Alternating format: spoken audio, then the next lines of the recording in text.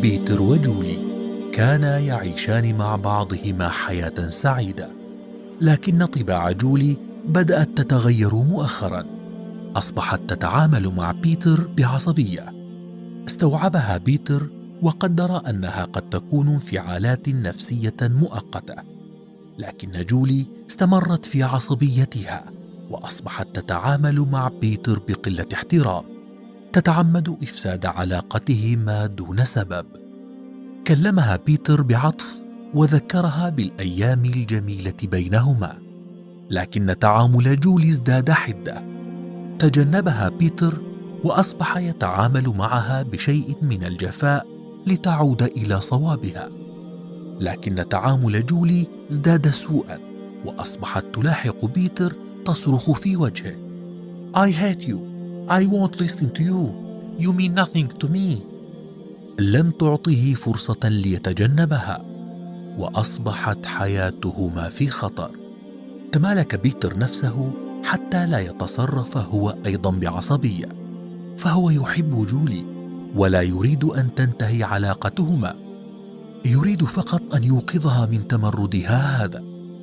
وبينما هو ضابط لأعصابه وجولي تصرخ به، ضرب بيتر بيديه على ساعديها، هزها وقال لها: That's enough جولي. Stop please. That's enough. هنا بكت جولي وألقت بنفسها على بيتر، فهدأها ومسح دمعتها. هدأت جولي بعدها وعادا إلى حياتهما السعيدة.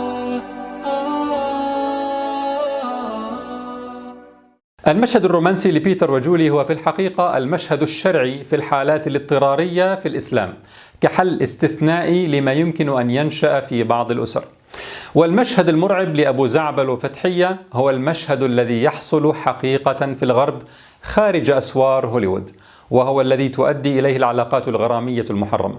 لكن لما يكون الإسلام مش مطبق على مستوى الدول ومش مطبق على مستوى عامة المسلمين، ولما يشتغل شياطين الإنس والجن ليل نهار في تشويه الإسلام وتزيين الجاهلية الحديثة، فإن المفاهيم تنقلب والصور الذهنية تصبح معكوسة تماما. نحن هنا اليوم لنوقظ المسلمين أزواجا وزوجات، لا لندافع عن ممارسات منحرفة لدى المسلمين، ولا لنقارن أخلاق المسلمين بأخلاق الأمم الأخرى، مع أننا لو أجرينا هذه المقارنة على كل ما فينا مش هيطلعوا أحسن منا بالمناسبة. لكن مع ذلك نحن هنا اليوم لنرسم معا المسطرة الإسلامية الصحيحة، لنرى جمال ديننا، فلما نيجي نحل مشاكلنا ما نروحش نحلها بتقليد الغرب أو الشرق، بل بالرجوع لكلام ربنا وسنة نبينا صلى الله عليه وسلم. تعالوا إخواني وأخواتي نعمل فرمتة لنفسياتنا، نتخلص من أي صورة ذهنية متراكمة ومسربة لعقلنا الباطن عبر السنوات من الإعلام والتطبيقات السيئة في مجتمعاتنا ومن الأفلام والأغاني غير الواقعية، ونرى معا ما هو الإسلام وما هي الجاهلية فيما يتعلق بمسألة ضرب المرأة. مسطرة الإسلام محفوظة في الآيات والأحاديث، عنها سنتكلم لا عن المسلمين الذين انحرفوا عن المسطرة. في الإسلام: وعاشروهن بالمعروف، ربك يأمرك أن تحسن إلى زوجتك وتعاشرها بالمعروف. كيف يعني بالمعروف؟ تروح تسأل أمنا عائشة رضي الله عنها التي قالت في زوجها صلى الله عليه وسلم: كان خلقه القرآن. اسألها عن اللفتات الجميلة التي ملأت حياتهما والتي ذكرنا العشرات منها في حلقة ندى تشتكي لعائشة. إنك تؤكل زوجتك بيدك هذا من السنة. قال نبينا صلى الله عليه وسلم: إنك لن تنفق نفقة إلا أجرت عليها حتى اللقمة ترفعها إلى في امرأتك، يعني إلى فم امرأتك. إنك تشرب مع زوجتك من نفس الكوباية هذا قريب مما كان يفعله نبيك صلى الله عليه وسلم لما كانت عائشة تشرب وهي حائض، فيتناول النبي الكأس ويضع فمه موضع فمها ويشرب. جفاف العلاقات الأسرية ليس من الإسلام. التصحر الذي يعيشه كثير من الأزواج ليس من الإسلام. فياريت لما تقارن الإسلام كما في القرآن والسنة، مش المسلمين. في الإسلام: ولهن مثل الذي عليهن بالمعروف، لك على زوجك مثل الذي له عليك. لازم يتجمل لك ويراعي مشاعرك وما يخونكش مثل ما هو متوقع منك أيضا تماما. هذا هو الأصل في العلاقات الزوجية. طيب، امرأة ما تصرفت بأسلوب سيء، يروح الإسلام يذكر الزوج أن يحفظ الود ويطول باله. وعاشروهن بالمعروف فإن كرهتموهن فعسى أن تكرهوا شيئا ويجعل الله فيه خيرا كثيرا. تمادت المرأة وعمال بتهدم بيتها. ما الذي تريدينه يا بنت الناس؟ لا أريدك. طيب اختلعي منه، أرجعي له مهره أو جزءا منه وانفصلا. فالزواج ليس سجنا لا مهرب منه. هي لا تريد الخلع ومع ذلك مصرة تخلي الحياة صعبة. أمام الزوج خيار التطليق، الطلاق الواعي الذي له شروط تفصيلية كحل لا كانتقام. وحتى الطلاق لازم يكون طلاقا بإحسان. الطلاق مرتان، فإمساك بمعروف أو تسريح بإحسان. يعني التعامل مع المرأة دائر بين المعروف والإحسان. فمتعوهن وسرحوهن سراحا جميلا. الإسلام جميل في كل شيء، حتى في أوقات الخصومة. حتى لو ظلمتك وأساءت إليك فهذه العلاقة تنهيها بإحسان وبجمال، مش زي الخيبات الكثيرة المنتشرة بين المسلمين للأسف من التفنن في الفجور في الطلاق من الزوجين وعائلتيهما.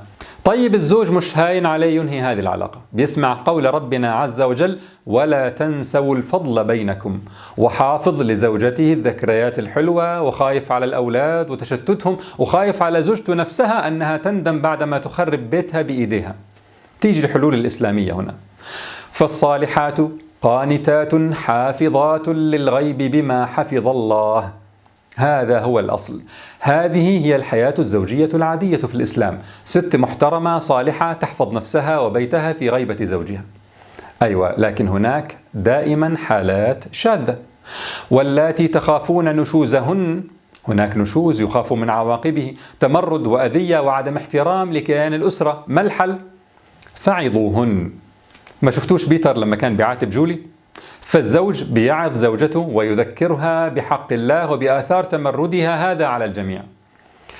واهجروهن في المضاجع. ما فيش علاقة زوجية علشان يجتنب نكدها ويقصر الشر، ولأنه مضطر يوريها نوع من الجفاء. إذا لم ينفع هذا كله فما العمل؟ واضربوهن. ضرب انتقام وفش غل؟ لا، حرام بالإجماع، لأنه حتى الضرب له ضوابطه وآدابه وإحسانه وجماله كما في الطلاق. ألم تسمع إلى قول نبيك صلى الله عليه وسلم: إن الله كتب الإحسان على كل شيء، على كل شيء، بما في ذلك الضرب الاضطراري. ألم تسمع إلى قول نبيك: ما كان الرفق في شيء إلا زانه، وما نزع من شيء إلا شانه. فحتى الضرب الاضطراري لازم يكون ضربا رفيقا. طيب كيف يعني آداب الضرب الجميل المحسن الرفيق؟ بداية ستجد في سيرة النبي العملية عشرات الشواهد عن اللفتات اللطيفة في المعاملة، لكن لن تجد كيفية ضرب الزوجة، لأنه صلى الله عليه وسلم كما قالت زوجته عائشة: ما ضرب رسول الله صلى الله عليه وسلم بيده امرأة له قط ولا خادما، ولا ضرب بيده شيئا قط إلا أن يجاهد في سبيل الله. لكنه صلى الله عليه وسلم حد حدودا في هذا الضرب يحرم تجاوزها. طبعا الكتاكيت الحلوين الغربيين البيترات الحقيقيين والمسلمون الهاجرون لدينهم أبو زعبلات، أول ما ينشأ خلاف يروح ضارب الوجه على طول، كف مهين يرن في أذنها. ممنوع شرعا الاقتراب من الوجه. قال نبينا صلى الله عليه وسلم: ولا تضرب الوجه ولا تقبح ولا تهجر إلا في البيت. الوجه محل تكريم، وأنت لا تريد أن تهينها، بل أن تضع لها حدا وتنقذها من خطائها. ولا تقبح يعني ممنوع تقول لها قبحك الله، يعني الله يجعلك بشعة، لا، حرام. فينك يا رسول الله لو رأيت مش بس قبحك الله بل السب والكلام المهين، وهذا حرام طبعا من باب أولى. فما بالك بمن يسب أهلها وأهل أهلها والخيبات الثقيلة اللي تحصل والتي الإسلام منها براء. فالضرب الذي في الآية ليس ضرب إنسان خارج عن طوره، بل ضرب رجل متزن حكيم ضابط لأعصابه يضع حدا للخطأ بهذا الضرب. قال نبينا: ولا تهجر إلا في البيت، يعني لا يجوز لك أن تعاقبها بترك البيت. طيب ما هي بتعمل نكد ومشتركتين في حالي، حتى ولو هناك خيارات أخرى تدفن المشكلة. أما خيار الهجران خارج البيت فيحدث لزوجتك وحشة وتزيد الجفوة بينكما. طيب هل الضرب مسموح يكون موجع علشان يؤدبها؟ لا أبدا. قال نبينا صلى الله عليه وسلم: إلا أن يأتين بفاحشة مبينة، فإن فعلن فاهجروهن في المضاجع واضربوهن ضربا غير مبرح، فإن أطعنكم فلا تبغوا عليهن سبيلا. إذن على الوجه ممنوع، مع سباب وشتائم ممنوع، ضرب موجع ممنوع، في حال ثوران الزوج وعدم سيطرته ممنوع. ماذا بقي إذن؟ بقي مثل ضرب بيتر لجولي. طيب هذا الضرب ما المقصود منه؟ مدام مش للتشفي ولا الانتقام، مطلوب منه أن تعود إلى رشدها وتكف عن تمردها.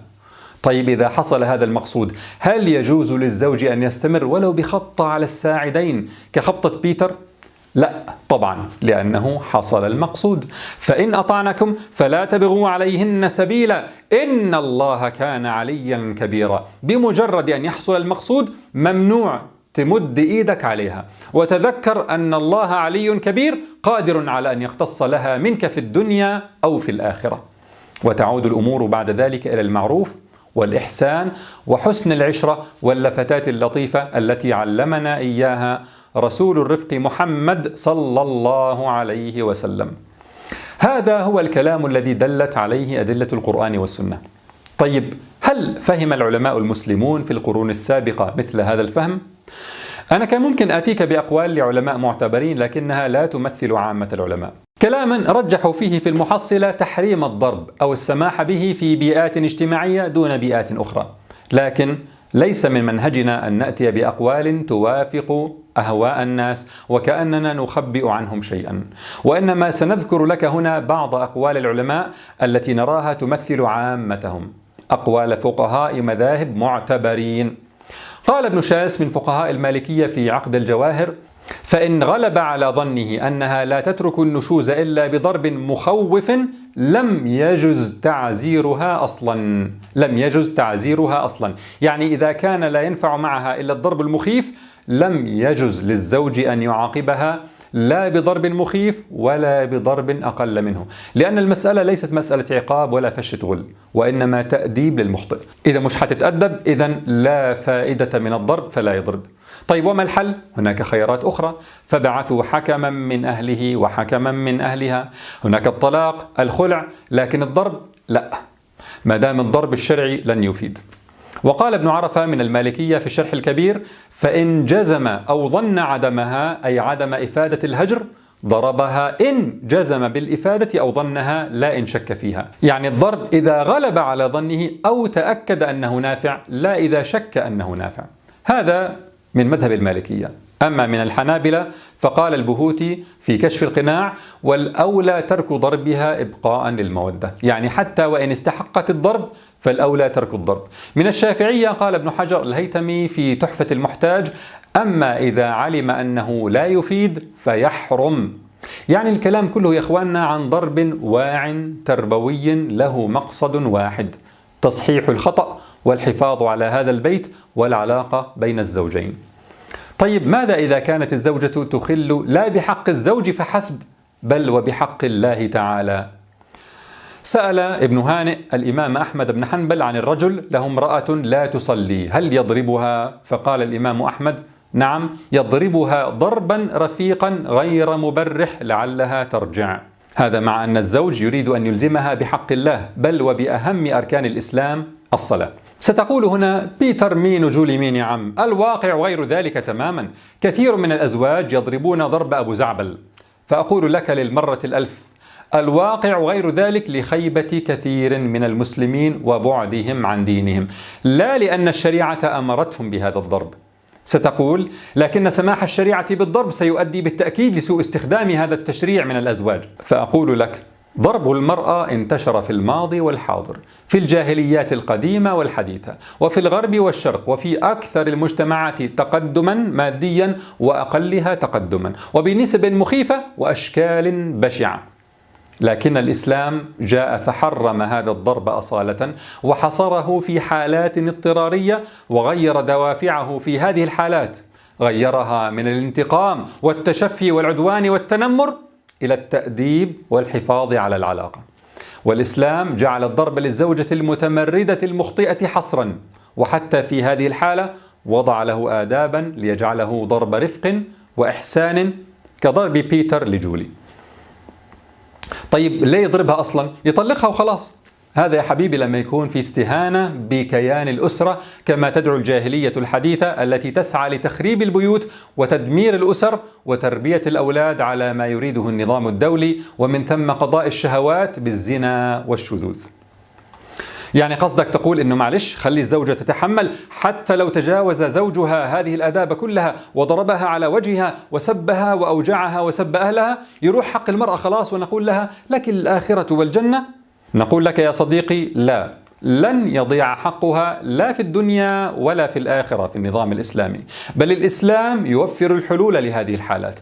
الإسلام لم يترك المسألة لتقوى الزوج فقط، بل إذا أساء بعض الأزواج التطبيق لهذا الضرب فإنهم يعاقبون بسلطة الشريعة أيضا. فسوء التطبيق لا يطعن في الحكم الشرعي نفسه من إباحة الضرب. إذا طبيب أهمل فأضر بمرضاه فلا نقول أن الطب كله خطأ، وإنما يعاقب هذا الطبيب على إهماله ويبقى الطب على أصله. قال ابن حزم في المحلى: فصح أنه إن اعتدى عليها بغير حق فالقصاص عليه. قصاص يعني يقتص من الزوج ويضرب كما ضرب زوجته تماما. وقال أحمد الدردير المالكي في الشرح الكبير: ولا يجوز الضرب المبرح ولو علم أنها لا تترك النشوز إلا به، فإن وقع فلها التطليق عليه والقصاص. الكلام عن من؟ عن امرأة ناشز متمردة مسيئة، ومع ذلك لا يجوز له أن يضربها ضربا مبرحا بدعوى تأديبها، وإذا فعل تلجأ للقضاء الإسلامي في الدولة المسلمة، يجيب الزوج ويضرب كما ضربها وتطلق منه إن أرادت. طيب ضربها ضربا غير مبرح لكنه كان بغير حق، لم يكن هناك داع أصلا لضربها، ما العمل؟ قال الدسوقي من المالكية: إذا ثبت تعديه عليها يزجره الحاكم ثم يضربه حيث لم ترد التطليق منه، بل أرادت زجره وإبقاءها معه. يعني تذهب الزوجة للحاكم تقول له: زوجي ضربني بغير حق.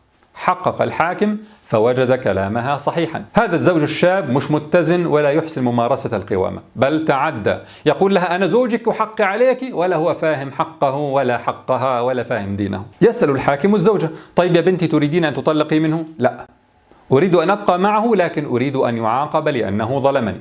ببهدل الحاكم، يزجره في هذه الحالة ثم يضربه ويقول له: روح يا ولد افهم دينك قبل ما تضرب، واعلم أن الذي يضرب زوجته ويستقوي عليها بهذا الشكل ناقص الرجولة. طيب إذا ضرب الزوج زوجته وادعى كل واحد منهما شيئا، قال الدسوقي: وإن ضربها فادعت العداء وادعى الأدب فإنها تصدق، وحينئذ يعزره الحاكم على ذلك العداء. يعني ثبت أن الزوج ضربها وهو يقول: ضربتها تأديبا على ذنب، وهي تقول: بل اعتدى. تصدق هي وممكن يأكل حضرته اللي فيه النصيب. والمسألة فيها خلاف. مثلا قال عبد السلام سحنون المالكي أنه في هذه الحالة يسأل جيران الزوجين، فإن ثبت أنه يتكرر أذاه أدب الزوج وحبس. وأشار بدر الدين العيني من الأحناف إلى أنه إن شكت المرأة أن زوجها يضربها فإن من حقها أن يسكنها زوجها بجوار قوم صالحين ليشهدوا لها، فيزجر القاضي الزوج إن اعتدى على زوجته. يعني تتخذ إجراءات خاصة كنقل السكن ضمانا لحق المرأة. ومثله كلام لمحمد بن جمال الخرشي المالكي أن التي ضربها زوجها ضربا مؤلما فلها أن تطلق نفسها منه بطلقة واحدة، لقول النبي صلى الله عليه وسلم: لا ضرر ولا ضرار. ويطلع لك بعد ذلك كله مجموعة ببغاوات يقولون لك: الفقه على مر التاريخ الإسلامي كان فقها ذكوريا منحازا للرجل ويجب تجديد الفقه الإسلامي. روحي بالله عليك اسألي أي واحدة من هؤلاء إذا كانت تعرف أي شيء عن هذه الأقوال التي ذكرناها للعلماء علشان تشوفي كم هي الببغاوية بجهل مؤذية. لكن أليس الأصل في العلاقات الزوجية أن تكون مستورة وألا يطلب الزوجان تدخل الدولة المسلمة؟ بلى، هذا هو الأصل، والأصل أن الضرب نادر، وأن الأزواج حكماء أسود في الدفاع عن الدين رحماء بزوجاتهم. والأصل كذلك أن فبعثوا حكما من أهله وحكما من أهلها ستحل المشكلة إذا تفاقمت، لأن العوائل لا تخلو من عقلاء، لكن النظام الإسلامي المتكامل يعالج الحالات كلها ولا يسمح بظلم أحد لأحد، ولا يترك الزوجة لرحمة الزوج إذا كان لا يتقي الله فيها. إن الله يأمر بالعدل والإحسان وإيتاء ذي القربى وينهى عن الفحشاء والمنكر والبغي الظلم، وتمت كلمة ربك صدقا وعدلا. لكن يا أخي، نحن لسنا في دول إسلامية تقيم شرع الله، وإذا ضرب الرجل المرأة فإن حقها قد يضيع. صحيح 100%، لكن لازم نكون فاهمين جيدا جدا أنه ليس الإسلام الذي ظلمها في هذه الحالة، بل الجاهلية. جاهلية مجتمعاتنا وبعض الأزواج بشريعة الله وجمالها وكمالها، وجاهلية تنحية شريعة الله عن الحكم. لازم تكوني فاهمة جيدا أنه ليس الإسلام الذي ضربك. الضرب الغاضب الموجع الانتقام مع السباب هذا من الجاهلية التي جاء الإسلام لينقذك منها، والتي عدت تعانين أنت ونساء العالم منها لما غاب الإسلام. لازم تفهمي حضرتك لما تقرأي آية واضربوهن وتقولي لنفسك يعني زوجي هذا يضربني أنا؟ زوجي اللي عينه تنظر للحرام وماخذ راحته مع زميلاته في العمل ويظهر للناس الطيبة والأدب، بينما في البيت العنف وسرعة الغضب. زوجي اللي لما يمرض ولد من أولادنا بالليل بيقول لي أنا تعبان، اطلعي أنت بالسيارة ومش خايف علي بالليل، هذا يضربني؟ لا يا ستي، ليس هذا الزوج هو المعني. ليس هذا الزوج الذي لم يفهم ولهن مثل الذي عليهن بالمعروف. ليس هذا الزوج الذي يظن أن الذكورة بحد ذاتها ميزة حتى لو لم يتحمل تكاليف القوامة وأعباءها. لما تقرأي الآية ضعيها في السياق الصحيح والصورة الذهنية المناسبة، الله يكرمك. طيب ماذا تفعل المرأة في أيامنا إذا ظلمت؟ هل تشكو للقضاء؟ هل تطلب تدخل الدول القائمة في أيامنا هذه؟ فأقول ليس المسلمون في دول ترعى حق الله وتحفظ كرامة الإنسان وتحترم كيان الأسرة، فمن يطلب تدخلهم هو كالمستجير من الرمضاء بالنار. ولذلك فخطابي هو لك أيتها الزوجة ولك أيها الزوج ويا عوائلهم، لنحل مشاكلنا بأنفسنا. وكما ذكرت في حلقة المرأة والCBT، لست هنا لأفصل فقهيا كل حالة بحالتها، لكن لنعلم عظمة ديننا فلا نطلب الشفاء إلا به، ولنسعى لإقامته كاملا في حياتنا، فهو كفيل بحل المشاكل بعدل وإحسان وتوازن. رح يجي واحد يقول يا أخي تنظير في تنظير، هل هذا الكلام ينجح على أرض الواقع؟ أيوة، تعال نرى التطبيق على أرض الواقع لما كان الإسلام مقاما بالفعل. رأينا من الكتاب ومن السنة ومن أقوال الفقهاء، والآن تعال نرى التاريخ. هل عندما كان هناك نظام إسلامي متكامل هل كانت إساءة استخدام الضرب ظاهرة منتشرة؟ هل أنتجت لنا الآيات امرأة مضروبة معقدة ضعيفة الشخصية؟ مين هاي المرأة المعقدة؟ معلمة الأمة أمنا عائشة رضي الله عنها؟ أم صفية الشيباني أم أحمد بن حنبل؟ أم خديجة خاتون أم محمد الفاتح؟ أم أمهات الجنود الذين داسوا تيجان كسرى وقيصر وأخرجوا الشعوب من عبادة العباد إلى عبادة رب العباد؟ الأمهات اللاتي يصدق فيهن حقا وراء كل رجل عظيم امرأة، واللواتي كان لهن إنجازات أخرى منوعة نتكلم عنها لاحقا بإذن الله. دونت كتب التاريخ تلك المراحل بتفاصيلها. هل سمعت فيها عن ظاهرة ضرب النساء؟ طيب إذا كان هذا هو وضع الضرب في القرآن والسنة والفقه والتاريخ، فمن أين تقفز إلى أذهاننا صورة أبو زعبل وفتحية؟ تقفز إلينا من غسيل العقول عبر السنوات بالأفلام التي تأتي بعم الحج الذي يضرب زوجته ويقول لها حجيبك لبيت الطاعة، قال الله قال رسول الله، ثم إذا بأبناء الحج يجدونه في ملهى مع راقصة. تقفز إلينا من ممارسات مشوهة من المسلمين أنفسهم، وقد صدق من قال لا يبلغ الأعداء من جاهل ما يبلغ الجاهل من نفسه. تقفز إلينا من مقاطع يعمل عليها أعداء البشرية ليل نهار ليشوهوا الإسلام. هل تعلمون من أين أخذت صورة أبو زعبل وهو يضرب فتحية؟ من فيديو منتشر على اليوتيوب ترعاه مؤسسات أوروبية، والمقطع يشجع الفتاة المسلمة التي تميل جنسيا للفتيات مثلها، يشجعها على التمرد على عائلتها المسلمة واللقاء بالمسؤولين الذين سيحمونها من أبيها الشرير ويمكنونها من العيش بأمان مع عشيقتها الشاذة الليزبيان مثلها. مجتمعات فيها نساء مشوهات نفسيا أصابتهن العقد من إهانة الرجل للمرأة وتسلطه عليها واغتصابه لها وتحرشه بها في مجتمعاتهم، فأصابتهن عقد نسوية ولجأن للشذوذ لمقاطعة الجنس الذكوري، ويردن أن ينقلن عقدهن إليك أنت أيتها المسلمة وينفروك عن دينك. بعض النساء مش عاجبها هذا الكلام كله، تقول حتى لو ناشز، وحتى لو متمردة، وحتى لو من زوج عاقل حكيم كما تقولون، وحتى لو بآداب ورفق وإحسان، وحتى لو برعاية دولة مسلمة تعاقب الزوج الظالم، وحتى لو المرأة في التاريخ الإسلامي كانت عزيزة ومصدر عزة، أنا معترضة على ماذا؟ ليس للزوج أي حق في ضرب زوجته، وهذا ظلم للمرأة.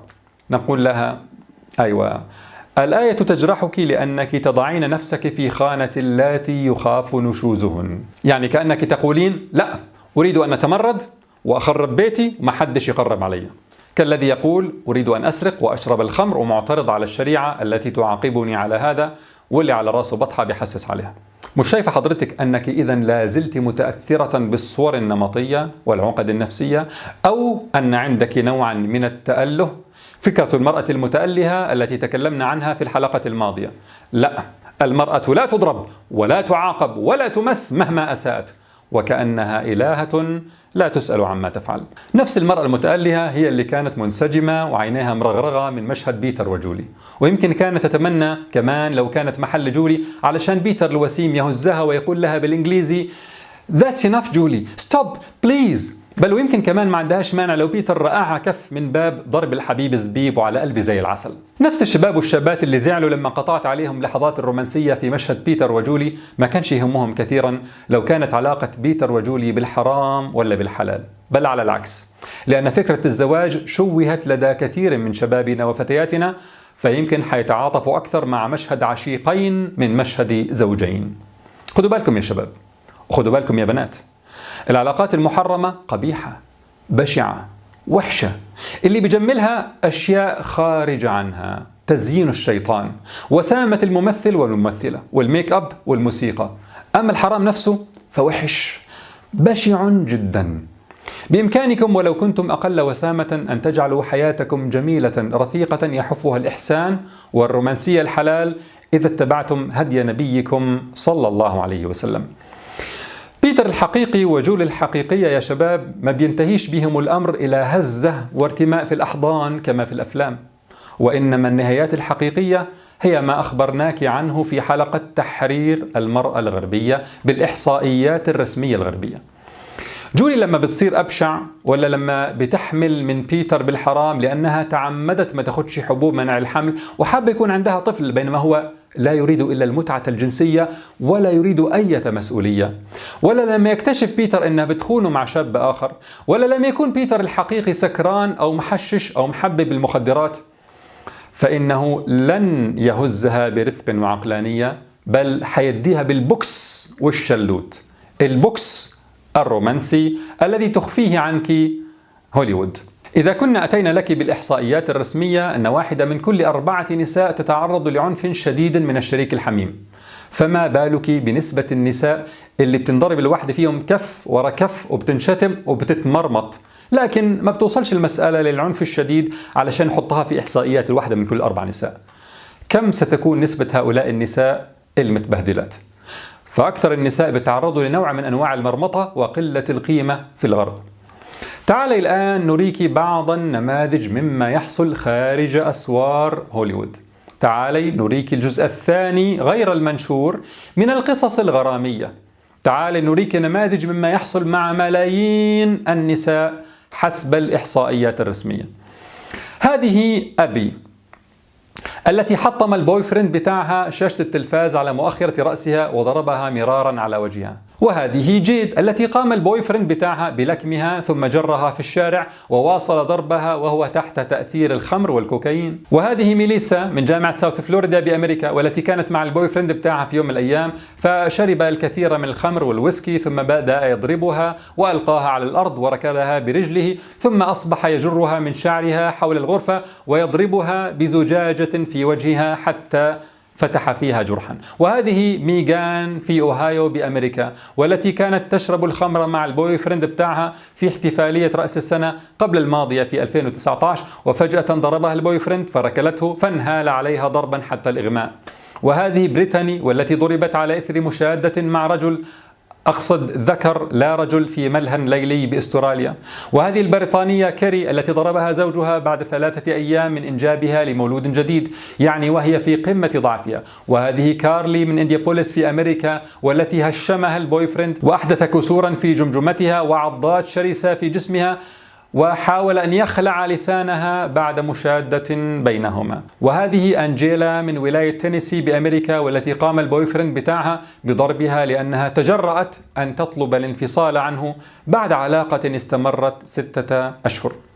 هذه عينات من المآسي التي تحصل بالملايين سنويا. الأخت التي طلبت منها أن تحصل بعض الصور وتكتب موجزا عنها قالت لي: أنا بالعافية قدرت أخرج هذه الحالات ولا أستطيع أن أنظر إلى هذه البشاعات أكثر من ذلك. وبالمناسبة كل هؤلاء النساء والفتيات تقريبا تجد لهن صورا غرامية مع البوي فريندز بتوعهم قبل أن يتعرضن للضرب. الأفلام والأغاني تريك النصف الأول من القصة ولا تريك تتمة القصة. عنف أول ما يتجه للوجه للإهانة والتحقير، عنف يكسر العظام والأسنان ويفتح الجروح ويقتل إلى حد جعل المسيرات تخرج في أوروبا. فما بالك بما يحصل في البيئات الفقيرة حيث ضيق الفقر وضنك العيش. بعد حلقة تحرير المرأة علق أحد الإخوة بأنه كان يسير في الشارع في ألمانيا فرأى رجلا ماشيا، شاف ست فضربها على وجهها وكمل طريقه. فقال الأخ لصاحبه: كيف يفعل ذلك؟ فرد عليه: مش هي أرادت المساواة مع الرجل فلتدافع عن نفسها، لن يدافع عنها أحد. فين على بال ما تشكل الشرطة ويجوا ويبحثوا عن الرجل يضيع حقها بين الأقدام. في المقابل المجتمع النبوي ومجتمعات القرون الفاضلة بعده، والتي قامت على فالصالحات قانتات، وعلى وعاشروهن بالمعروف، وعلى لا تؤدي المرأة حق ربها حتى تؤدي حق زوجها، وعلى خيركم خيركم لأهله، على خطاب متوازن للجميع، ماذا كانت النتيجة فيها؟ العنف الأسري وضرب المرأة. هل سمعتم أو قرأتم في كتب التاريخ التي دونت تلك المرحلة بتفاصيلها عن نساء كسرت عظامهن أو أسنانهن أو أحدثت فيهن العاهات كما يحصل عند العاهات الذين يتطاولون على ديننا ويدعون أنهم يريدون إنقاذ المرأة منه؟ أما وقد عرفنا جمال ديننا وكم نحن عنه غافلون، وكم تعاني المرأة في الجاهلية الحديثة، الجاهلية الغربية والجاهلية الجزئية في المجتمعات المسلمة. فقد حق لنا أن نتعلم ديننا وننشر الوعي بهذه القضايا في أمتنا، بحيث عندما تقع حوادث الاعتداء على النساء نكون نحن أول من ينصف المرأة ويطالب بحقها باسم الإسلام، لا أن يخرج الغربان والغرابات ليلصقوا التهمة بالإسلام ويطالبوا بالقضاء على البقية المتبقية منه. ديننا عظيم وجميل، لكن نحن الذين نحتاج أن نفهمه. فاذهبي يا كريمة يا من كرمك الله بالإسلام، واقرأي كتاب ربك وأنت تحسنين الظن بحكمته وعدله ورحمته. والسلام عليكم ورحمة الله.